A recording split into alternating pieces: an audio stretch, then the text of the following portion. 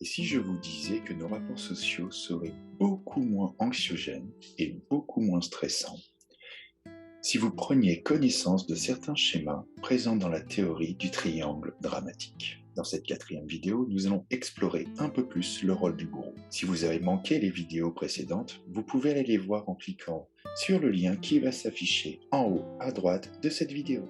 Alors dans cette vidéo, nous allons découvrir les différentes facettes du bourreau et quelles sont les conséquences à adopter inconsciemment à ce rôle de bourreau, mais aussi quelles sont les premières étapes pour se libérer de ce rôle particulièrement stressant pour la personne qui l'emploie.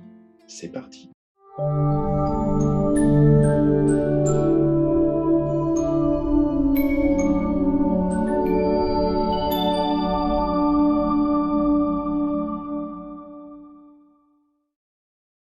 Alors bonjour à tous. Pour ceux qui ne me connaissent pas encore, je vais me présenter. Je suis Mathieu Gourmet, fondateur d'Herméveil, et j'aide les personnes anxieuses à atteindre plus de sérénité grâce à leur inconscient. Cette chaîne a pour objectif d'aider les personnes à découvrir comment il est possible de gérer leur stress, anxiété et angoisse. Et pour les personnes un peu plus curieuses, je présente les liens sur ce que je propose en dessous de la description de cette vidéo. Alors, qui est le bourreau? Le bourreau est certainement le rôle de celui qui est le moins apprécié et le plus facile à reconnaître quand nous sommes extérieurs à ce rôle. Et nous allons voir par la suite que quand nous prenons ce type de rôle, il n'est parfois pas du tout évident de s'en rendre compte. Alors je dis nous parce que personne n'échappe vraiment à ce type de rôle. Eh bien, il arrive que vous deveniez ce bourreau vis-à-vis de quelqu'un d'autre, au même titre que la météo, le climat économique ou toute autre situation imaginée par la victime ou le sauveur qui, rappelons-le, a besoin d'un bourreau pour valider son propre rôle. Donc avant de développer le comportement d'un bourreau réel, apprenez à valider par vous-même si vous avez vraiment pris ce rôle ou pas et non jugé par les autres. Encore une fois, c'est de valider les choses par vous-même et non par votre entourage. Maintenant que cet aparté est fait, revenons à ceux qui prennent réellement ce rôle. Alors le bourreau, par la nature de son rôle, cherche toujours une victime. Il a besoin de se défouler émotionnellement, de rabaisser les autres pour se sentir bien. Il a besoin de baisser l'estime personnelle des autres pour que son estime personnelle puisse reprendre le dessus. D'ailleurs, la société nous invite à ce comportement en nous proposant des émissions de télé-réalité où chaque candidat passe du statut de victime à bourreau et vice-versa. Je parle de ces émissions qui invitent à évaluer et juger les autres candidats. Le tout pour savoir qui parmi ces candidats va gagner le prix final, comme s'il était raisonnable de nous installer en tant que juge et partie. Et le spectateur rentre aussi dans ce rôle de bourreau, où il va décider qui mérite quoi.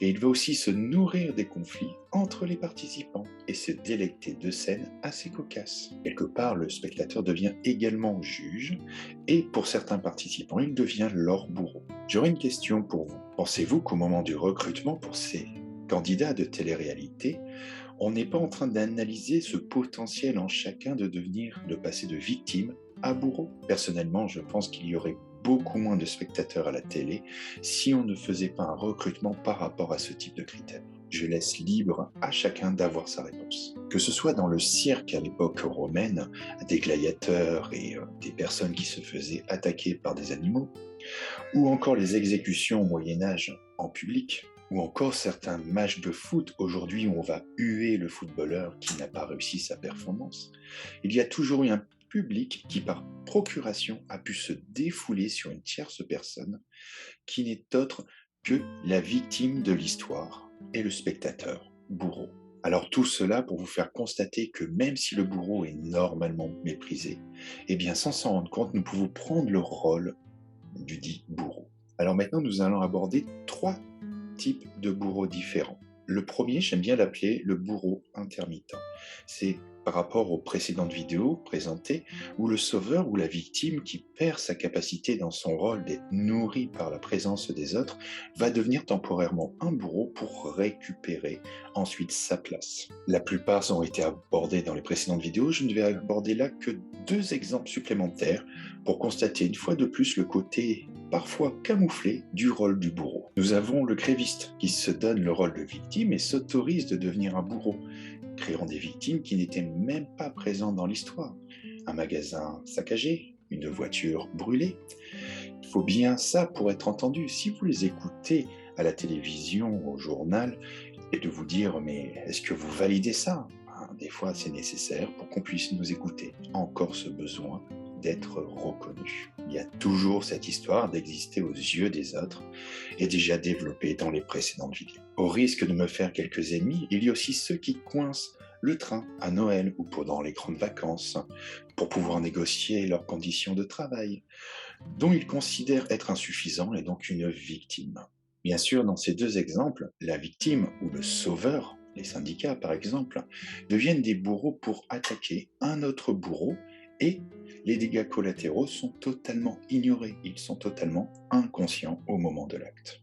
Plutôt étrange, non? Bien souvent dans la colère de ce type de bourreau, les nouvelles victimes sont en fait totalement ignorées. Alors, en deuxième cas, nous avons ce que moi j'appelle les nouveaux bourreaux. Ce sont souvent des anciennes victimes. Les personnes ont peur de redevenir ou de rester une victime et décident d'attaquer en premier. Vous pouvez avoir ça même déjà à l'école, où que la personne rentre en grande section et commence à maltraiter les petits parce qu'il a un souvenir à l'origine où, quand il est en petite section, on le maltraitait. Vous avez aussi les personnes dans les entreprises qui commencent à monter en grade. Ils ont eu des patrons qui étaient plutôt agressifs et dévalorisants pour eux. Ils recopient le même comportement. Vous avez ça aussi dans certains quartiers où tout simplement le premier regard est pris à un affrontement presque animal pour montrer ce potentiel de prédateur et surtout pas de n'être une victime. En troisième cas, vous avez le sauveur manipulateur. C'est une personne qui utilise la comparaison et l'humiliation pour faire bouger l'autre. Ça peut être un parent qui va maltraiter son enfant psychologiquement en pensant que c'est pour son bien. Et vous avez aussi, et c'est très nombreux dans les entreprises aujourd'hui, des patrons qui pensent que c'est la méthode de presser le citron. Ils vous dévalorisent, vous comparent avec les autres, montrent que vous n'êtes pas à la hauteur, pensant que ça va vous motiver à booster et à avancer. Alors peut-être que ce mode de fonctionnement a fonctionné pour eux, même si c'est un mode de fonctionnement qui n'est pas sain, mais ils le généralisent dans leur entreprise et pensent que c'est ainsi qu'on avance dans l'entreprise. Après, on s'étonne des explosions de burn-out et de rébellion.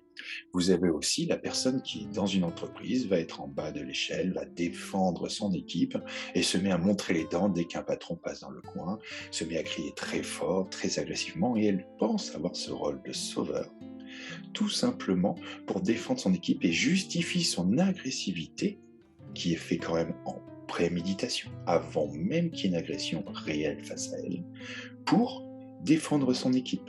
Alors maintenant, je vais aborder les différents mécanismes du bourreau et les escalades possibles. Le mécanisme de base d'un bourreau, c'est la colère, le jugement, le côté sentencieux. Souvent derrière le bourreau se cache ce mécanisme inconscient qu'on lui a imposé au plus jeune âge d'être parfait, d'atteindre cette perfection. Alors il donne aux autres la leçon où il doit toujours être le meilleur. Et des fois, pour être le meilleur, ça ne passe que en rabaissant les autres. Ça va être du tu ne fais rien comme il faut. Finalement, le bourreau, il a besoin de prouver, d'exister par son agressivité. Si on reprend une ancienne série télévisée comme Dallas par exemple, les gens ont beaucoup plus retenu JR comme étant le méchant de l'histoire que d'autres personnages qui faisaient partie de cette série télé. Donc le bourreau a toujours besoin, par un biais de comparaison, de dévaloriser les autres. Il va reprocher aux autres et leur refiler la responsabilité de ce qui se passe. Finalement, il cherche à se valoriser à votre dépens. Et derrière tout ça se cache une peur d'être la victime.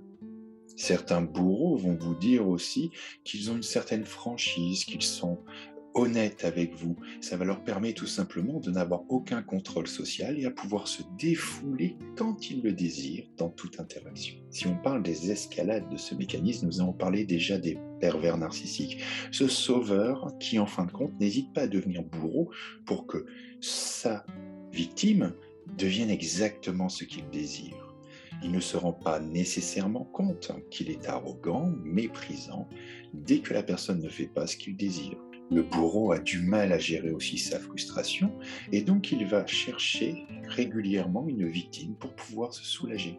un symptôme d'un bourreau qui est vraiment dans l'abus, on finit par s'en apercevoir qu'en dehors d'un contexte de hiérarchie, qu'il vit tout seul finalement, qu'il n'a plus d'entourage. Alors, la forme du bourreau et comment s'en sortir. Comme d'habitude, il y a toujours les deux premières étapes, qui est d'observer chez les autres le comportement du bourreau pour pouvoir le reconnaître. Il est plus facile de reconnaître chez les autres ce modèle que chez nous, surtout que le modèle du bourreau est un peu plus insidieux. Donc ensuite, deuxième étape, on cherche à reconnaître ce modèle quand on le met en route. Souvent, il est plus facile pour quelqu'un qui va temporairement dans le rôle d'un bourreau, de pouvoir le reconnaître et de s'en sortir. La plupart du temps, un bourreau s'est vraiment installé dans ce rôle aura beaucoup de mal à se remettre en question, ce qui rend très difficile pour lui de s'en sortir finalement. La première étape, la plupart du temps pour un bourreau, sera d'abord de redevenir un sauveur ou une victime avant de pouvoir ressortir de ce rôle du triangle. Parce que finalement, pour le bourreau, il s'est enfermé en lui une vérité absolue où les autres sont fautifs. Ils ont mérité que j'ai cette attitude avec eux et je préfère les agresser plutôt que d'être une victime. Maintenant, cette petite aparté faite, il y a un troisième point qui est très intéressant chez le bourreau, c'est qu'il a une facilité à repérer le point faible, ce point qui va permettre de rendre l'autre victime. Alors, c'est ce que j'appelle la méthode miroir. Finalement, ce défaut qu'il perçoit chez les autres, ce qu'il n'a pas encore conscience, et peut prendre conscience à cette étape de travail, c'est qu'il a exactement le même défaut en lui. Bien souvent, le bourreau se cache derrière un trauma. Le bourreau a aussi cette recherche de perfection. Et pour atteindre cette perfection, comme je l'ai dit avant, il va abaisser les autres.